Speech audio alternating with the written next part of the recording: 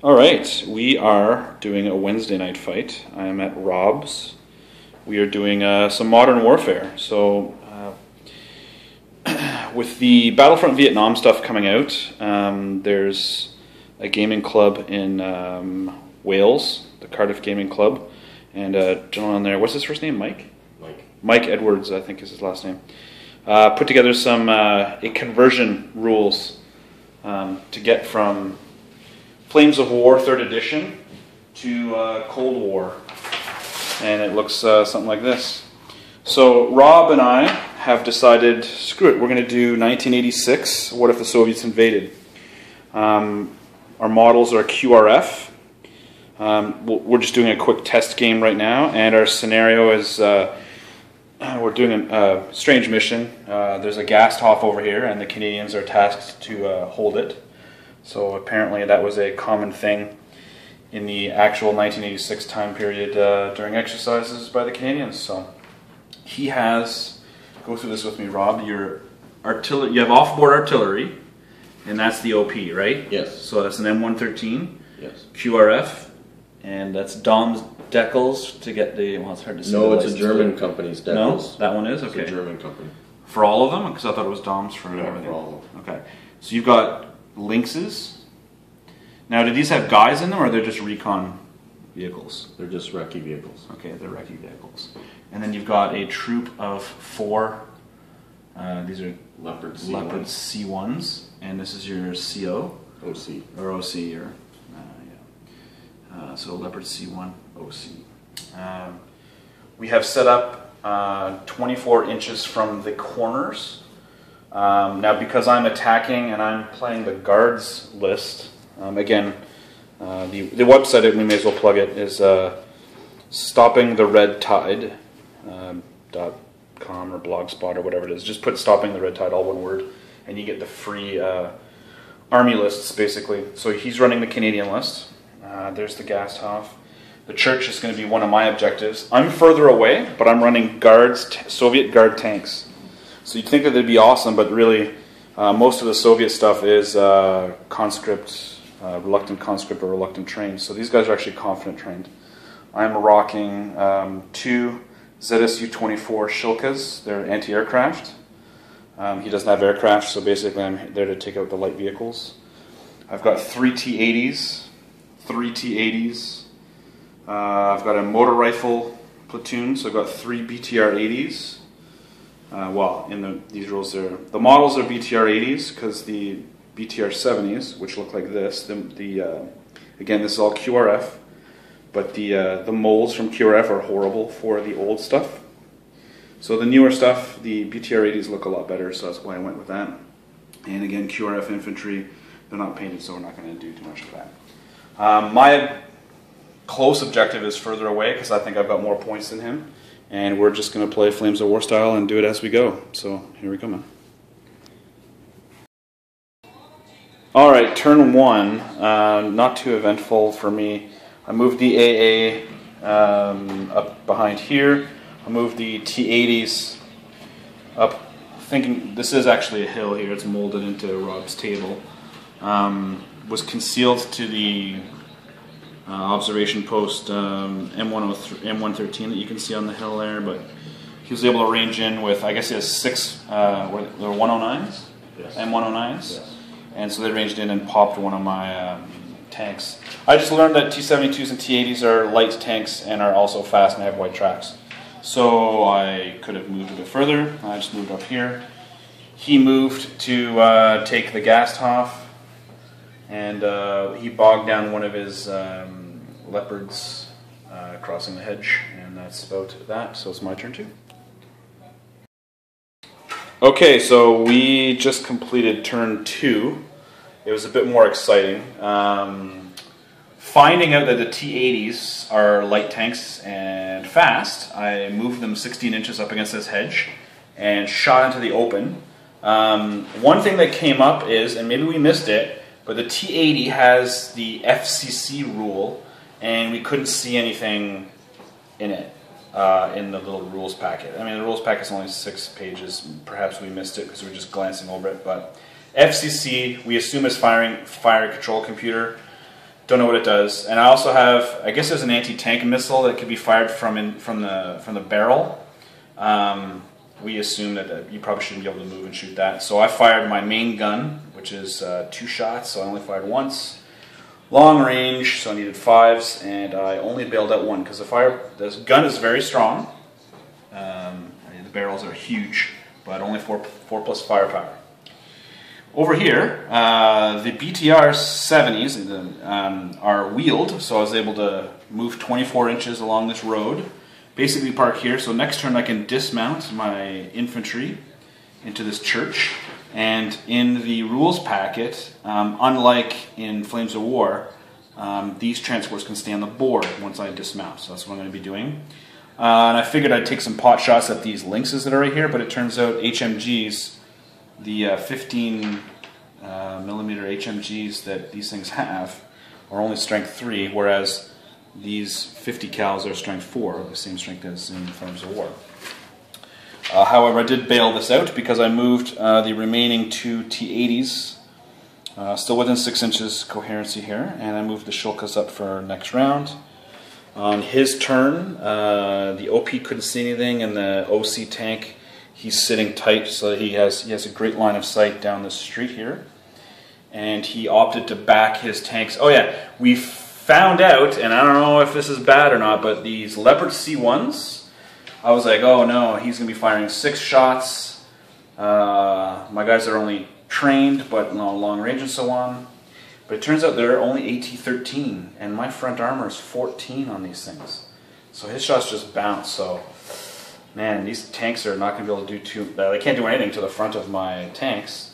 So they're going to have to flank. So he tried to pull back, and he bogged another one down. So that's the end of turn 2.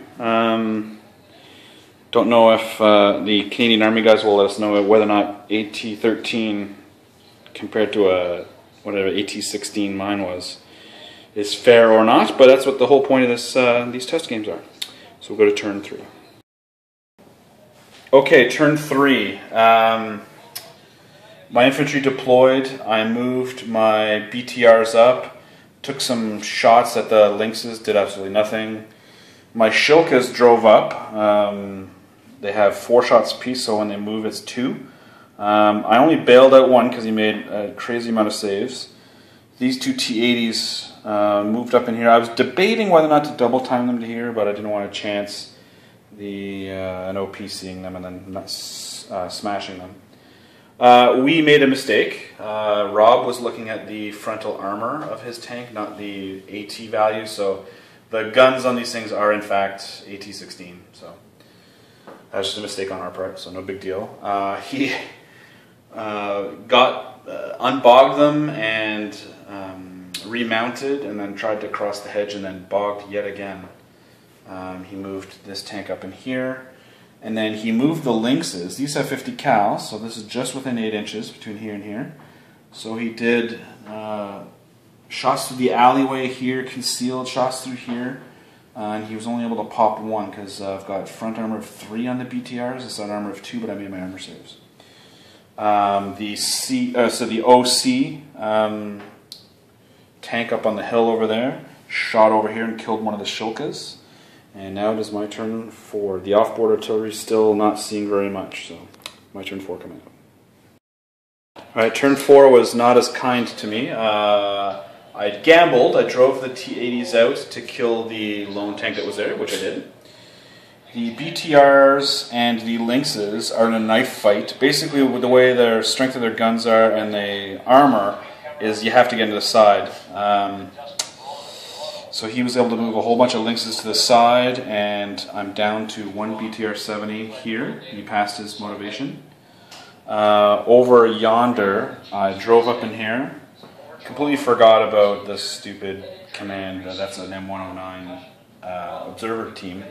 So he hit dead on and he popped one of my T-80s, and then with the concealment in the hill and everything, he was shooting long range and concealed, but he still got this guy here was able to pop my last tank, or bailed, and then he failed his motivation on a 2 because they are confident trained. So I'm down a platoon here. I'm gonna be down another platoon here. but I'm pouring on the pressure here, so if I can wipe out these lynxes, I'll be able to hold on to this while he's going to have to move his leopards to contest. So let's go to turn 5. Okay, so turn 5, my T80s that were here drove up to the hedge because it was just on 16. It took side armor shots. I was able to kill another leopard, but I wasn't able to do anything to the other ones, which is too bad because this one drove around the bend to get a nice side armor shot, popped it. The artillery, needing 5s to range in on the middle one here, ranged in and killed this one. He made his platoon motivation, however. The knife fight continues. The lynxes, or I shot at some lynxes, got him down to only 1 active and a whole bunch of bales, but of course everybody got back in. Drove up and he opted to go for the easy platoon kill by hitting the sidearm on my Shilka. My T-80s over there are down, so I'm now down the Shilka platoon, the T-80s. The way it works in this, and again, correct me if I'm wrong, Mike, is that an infantry platoon that unlike Flames of War, the BTRs, they can continue on, but they form another platoon. So this is now another platoon on its own. So I've got 1 BTR left here. This is just a command BTR. So this is actually a platoon as well as these. So this is going to hurt me now, this extra platoon. So we're only going to go to turn 6, so I've got 1 more turn to try and, well, I was hoping to kill more of these and then claim the Gasthof, but I'll try and win just by contesting this one and claiming this one for the win. Hopefully he doesn't kill me company morale. Alright, in turn 6, I probably should have moved this tank. I wanted to get the easy pop shot and to just kill 1 tank and force them below half to make a test. He made his armor save. The 109s were already ranged in, which I forgot about, so he promptly killed that. On my turn, I'd moved up my BTRs to contest this building because I'm already holding this building and he was holding this building, but if I can drive here and contest it and these guys survived, then I would win the game because this would be not his or mine, but this would be mine here. However, the knife fight continues. The lynxes shot into the side, bailed out the command BTR, and this one was okay from the lynxes, but then he started shooting because the 109s took out the T-80 over here. They were able to shoot and just vaporize this thing because this wall is just concealment. So, despite the fact that he got, like if it had gone 1 more turn, like I was down to like 2 platoons left, actually 1 platoon left, the infantry. So I would have lost because we already rolled the motivation, company motivation. So if it had gone to turn 7, I would have lost, but it's technically a draw, but he killed like 4 platoons. So it looked really bad. Well, let's just do the post game now. So first of all, what do you think of the rules? You were saying that, oh yeah, one thing we want to know is whether or not in the blurb it says that, you know, the Canadian, or you retain the same national rules. So we were wondering, do the 6 109s from off board, do they count as 6, you know, British artillery guns and have all the same British rules? I'm assuming yes, but that's something worth noting. And because you're playing Canadians, whether or not you'd get the whole re-roll to pin and all that, right? Pin and unveil. And unveil, because that would have been massive for all this. Yeah, we didn't play that. No, we didn't. And we played mine as, and you were saying that in one version of the rules, my guys are veterans, and your guys are trained, and then we played the one where my guys are trained and your guys are veterans. Again, we don't know which ones we should have used. I got to say this, at the beginning it looked like it was going all my way, but yeah, you were able to pull it out and just pick on the platoons that you needed to pick on. Well, I really should have, in hindsight, I should have moved my infantry out and RPG'd your lynxes. I think that would have gone a long way, and I probably should have. But the thing is, the return machine gun fire would have slaughtered them. So what do you think? It's good so far? Yeah, I need to get some infantry and some toes. Yeah, yeah. Well, the table looks great, Rob. Smattering of my terrain as well, but yes, the Canadians are able to hold the Gasthof, so that's, I guess, a moral victory for the Canadians.